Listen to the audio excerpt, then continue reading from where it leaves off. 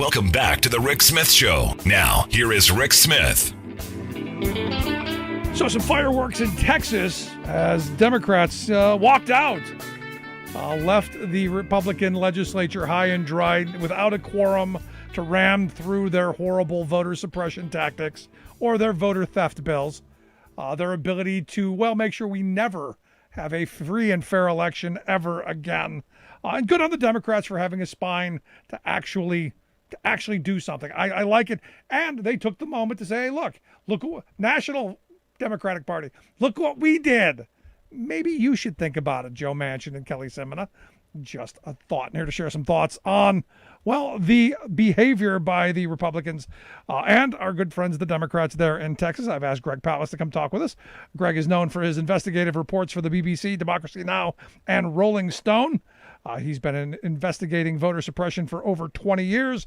Palast has covered Georgia since 2014 and is working with Black Voters Matter to stop illegal voter purges. You can catch his reports at gregpalast.com. Greg, thanks so much for taking time for us. I'm glad to be with you again. So here we are, another state going after making sure that black and brown people and poor people can't vote, suppressing everywhere they can. But in this case, the Democrats were they were united, and for now, they have headed this off. Well, I'm sympathetic to the Texas Republican Party because they don't trust Texas voters, and you can't blame them. If you actually let Texans vote, it would be a very blue state. Right. So obviously, the Texas Republicans simply can't allow the voters to make the choices. So what's interesting and exciting here is that the Democrats just did their kind of danced right out of the room, denying a quorum. Now, understand, this has happened before about a little more than a decade ago. The Democrats not only left the Capitol to deny a quorum, but so that the Texas Rangers didn't handcuff them and drag them into the chamber, which is what they were going to do. Yep. They left the state. You had state legislators who lived outside Texas for a couple of months. When their families started screaming, they had to give in. And then Texas gerrymandered. So that was, in fact, about 15 years ago. Yeah, I remember, Wisconsin, they did the same thing. The Democrats went to Illinois. So they literally left the state, the Democrats. Now, they know that they can't hold out, which is why they're challenging the Democrats nationally to say, look, we've taken this move, but you're going to have to pass the two voting rights bills in front of you. The big one that Schumer is pushing, then the John Lewis Act, which is, I think, smaller but much more important. It restores the Voting Rights Act, what are called pre-clearance. You can't start jacking with the voter rolls or procedures without getting it cleared by the U.S. Justice Department first. That's really important. So the Texas Democrats are saying to the national Democrats, look, we can't be playing hide and seek with the Texas Rangers forever. We're going to have to go back into the Senate, into the chambers there. So you've got to pass a bill so that we don't have basically an electronic lynching of the voter rolls. Right. This is happening in Texas. By the way, I just came back from Georgia. I'm not going to scoop myself telling you too much, but let's just put it this way. There's a connection. A Texas organization has gone after the voter rolls of Georgia big time. So Texas, it's really important that we control the renegade vote rustlers out of Texas, because it's not only Texas that they're going after. They're going to use Texas groups are going to their little vote snatching tentacles are reaching outside the state. No, I mean, you look at what's going on in Arizona. That's moving. Wisconsin's kind of doing the same thing.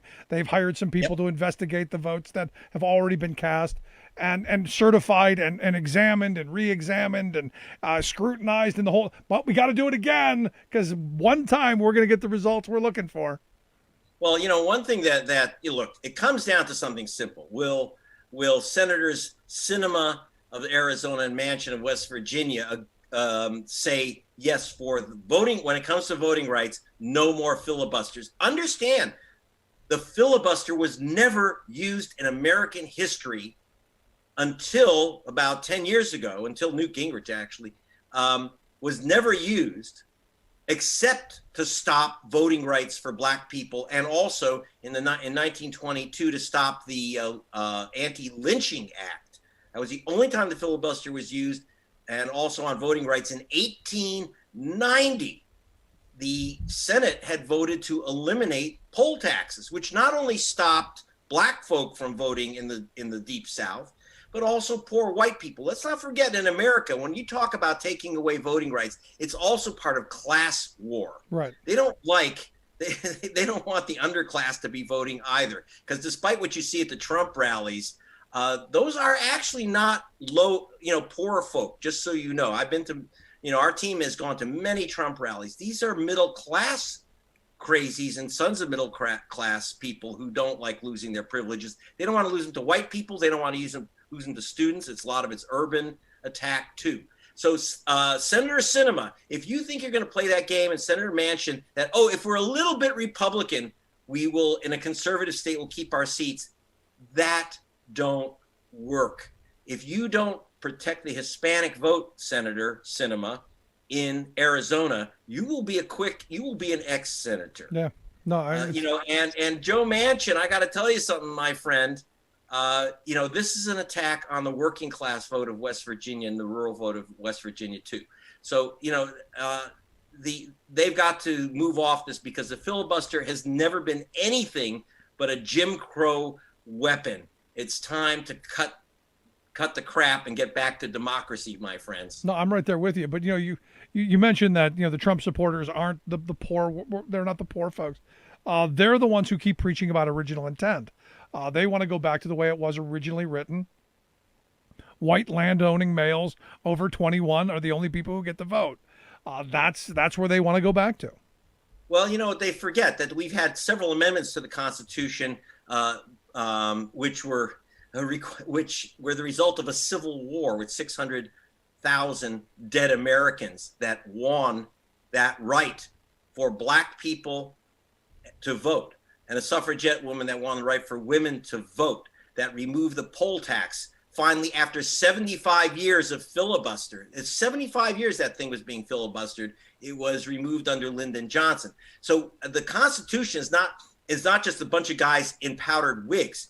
This thing it's basically been voting rights, including the reduction of the voting age in 1971, I believe. Someone's going to call in and say I got the date wrong, but around 1971, 72, when we lowered the voting age to 18. So we've had a growing right to the franchise. In other words, the right for democracy to actually happen in America. It's not the original intent of slave owners from 250 years ago. We've paid a big price, white and black, young and old, to create voting rights, and they're trying to stop it. Now we need, the truth is, we shouldn't even need these laws. Why in the world do we need laws to protect the right to vote? It should just be something that we as Americans accept as automatic. And now you have to understand the games that they're playing in Texas. Some of the pieces of the law, stopping drive-in voting during a pandemic, blocking mail-in voting, cutting early voting hours. I mean, the games go on and on. There's already, after all, Texas is a horrible place to vote. If it weren't, it'd be a solid blue state.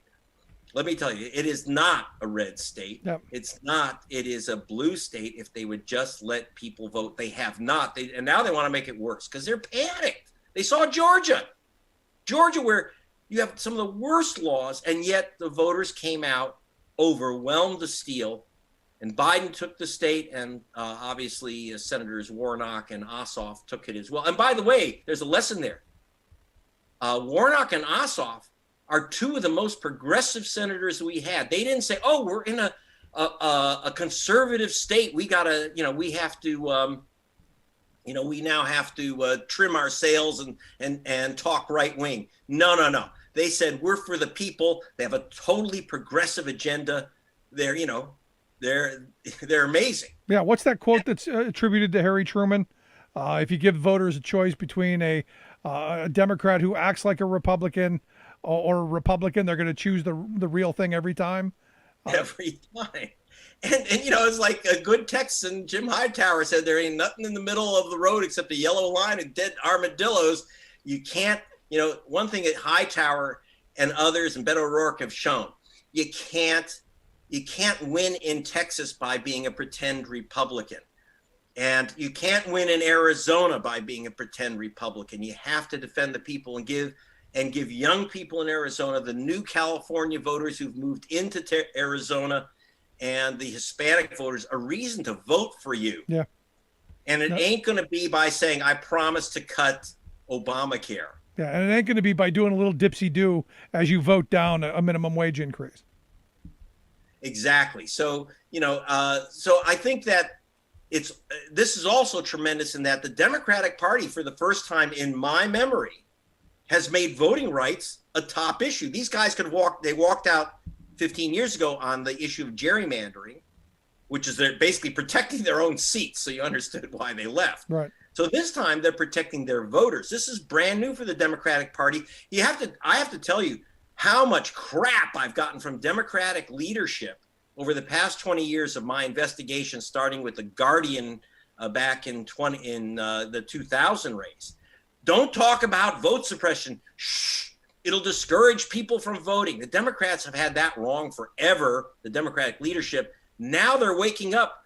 Basically, it started with Stacey Abrams raising bloody hell in 2018, saying, I was elected, but I won't serve because they stole the vote. And what they found is that energized the voters. It didn't scare away voters. It energized them. It's because people understand if they're stealing my vote, it must be worth something. Yep. Huh? No, and this is where Trump and the Republicans understand why this whole, even if there's no proof or no evidence or any of that, and it's extremely destructive, why they stole the election from us is so important to rile the base up, to get them angry so that the next election they come out in full force.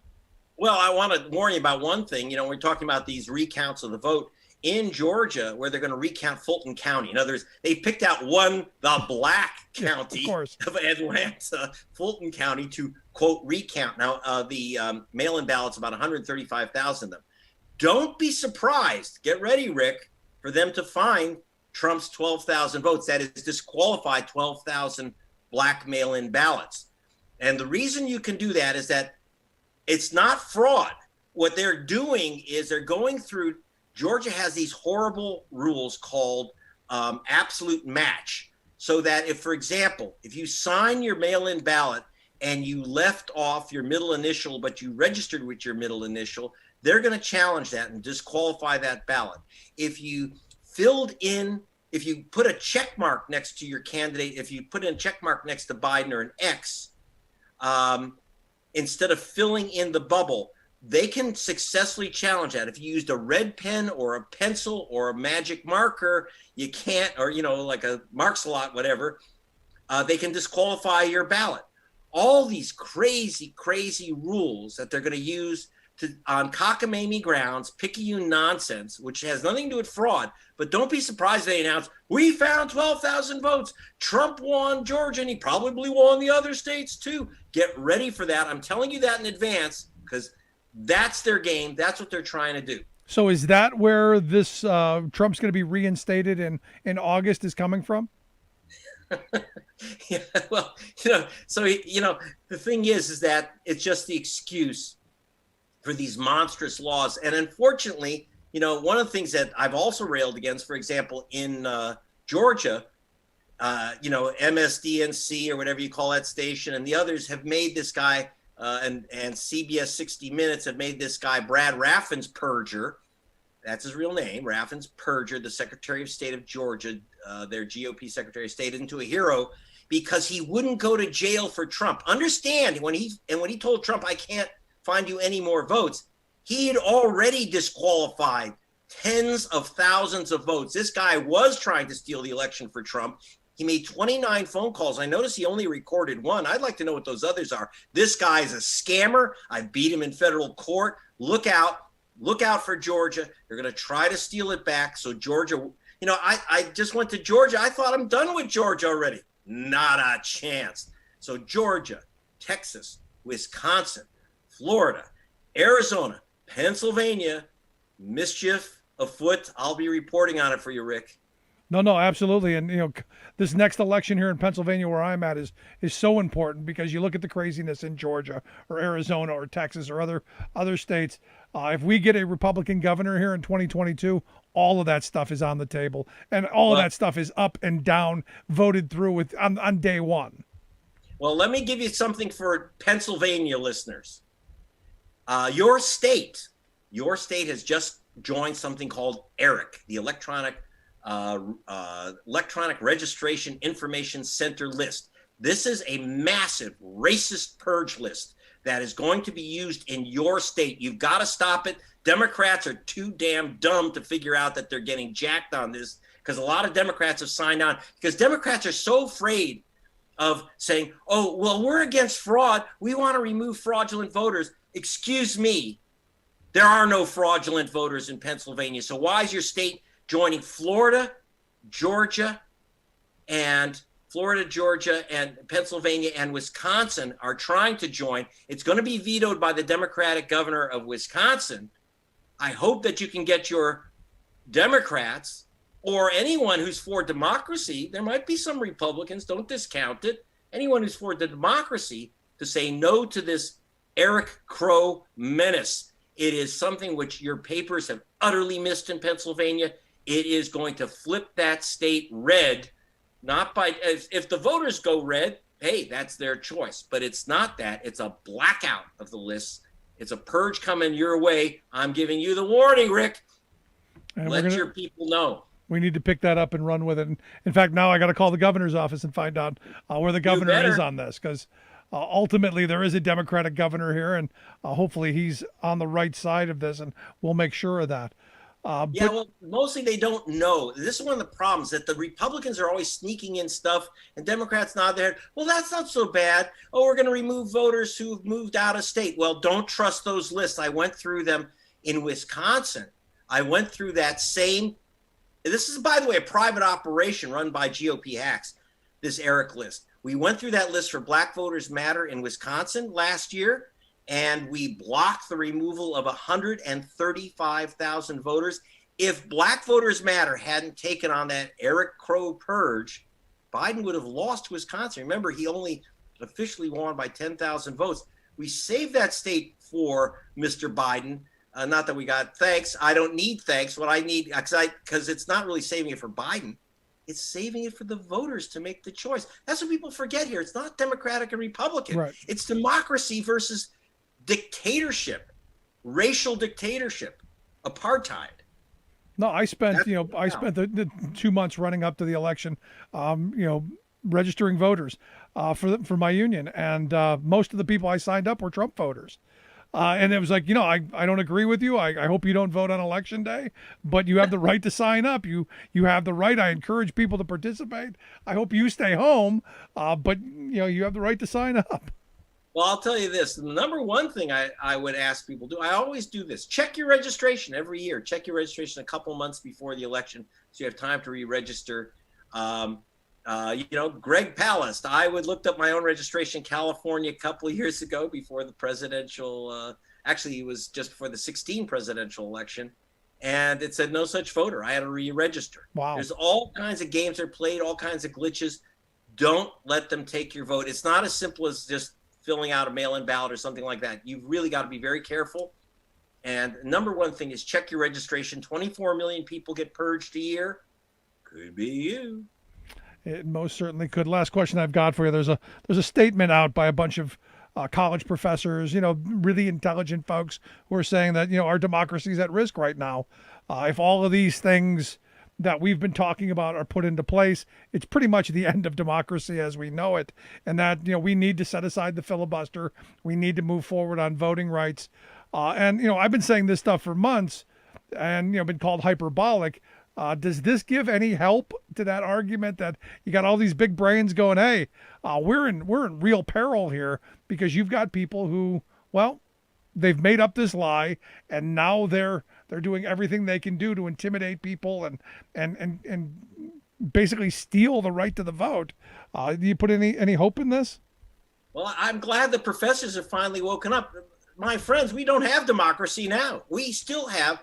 It is try to vote in Georgia, try to vote in Texas now. They're just making a horrible scene worse. And we have to do more than just stop, this whack-a-mole, this bill, that bill. There's over 250 Jim Crow bills being floated out there. We have got to stop the whole game. And that begins with, and doesn't end with, it begins with passing those two bills in the Senate, especially the John Lewis Act, Voting Rights Act. And so I'm glad the professors are on board. It's a little late, but better late than never. It is a we need little every gun we can. It is a little late. I'm looking forward to the breaking news on what's going on in Georgia. Didn't want to scoop yourself, but folks can take a look at the work that you do and fabulous stuff over at gregpalast.com. We'll get links out on social media so folks can check that out. As always, Greg, I appreciate the time, the passion, the interest. Good stuff, my friend. You're the best, Rick. Thanks. Appreciate the time. Greg Palast. gregpalast.com, the website. Quick break. Right back. Stick around. You're listening to The Rick Smith Show.